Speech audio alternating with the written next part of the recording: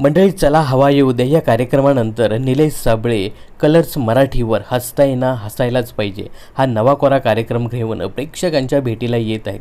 या कार्यक्रमाची घोषणा झाल्यापासून अनेकांना या कार्यक्रमाची उत्सुकता लागली होती। गेले काही दिवस या कार्यक्रमाचे अनेक प्रोमो सोशल मीडियावर पाहायला मिळत आहेत।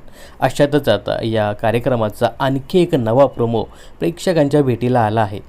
तर नुकताच हसता येणं हसायलाच पाहिजे या कार्यक्रमाचा प्रोमो प्रदर्शित झाला आहे। या कार्यक्रमाच्या पहिल्याच भागामध्ये बाई पण भारी देवा या चित्रपटातील कलाकार मंडळी उपस्थित झाले आहेत। यामध्ये अभिनेत्री सुकन्या मोरे, शिल्पा नवलकर, दीपा परब, सुचित्रा बांदेकर, वंदना गुप्ते या प्रोमोमध्ये पाहायला मिळत आहेत। तर या नवीन प्रोमोमध्ये ओंकार भोजने व भाऊ कदम यांचे प्रहसन चालू असल्याचं पाहायला मिळतंय।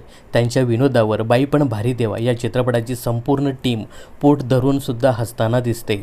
तर या प्रहसनामध्ये ओंकार भोजने व भाऊ कदम हे दोघेही स्त्री पात्र साकारताना दिसत आहेत। त्यांनी बाई पण भारी देवा या चित्रपटातील अभिनेत्रीचा लूक केलेला दिसतोय।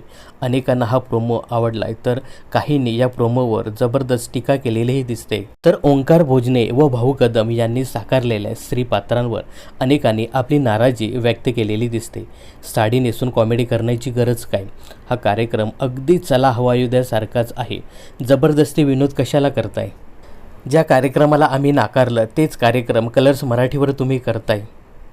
पूर्ण चला हवा येऊ देचीच कॉपी हा कार्यक्रम आहे।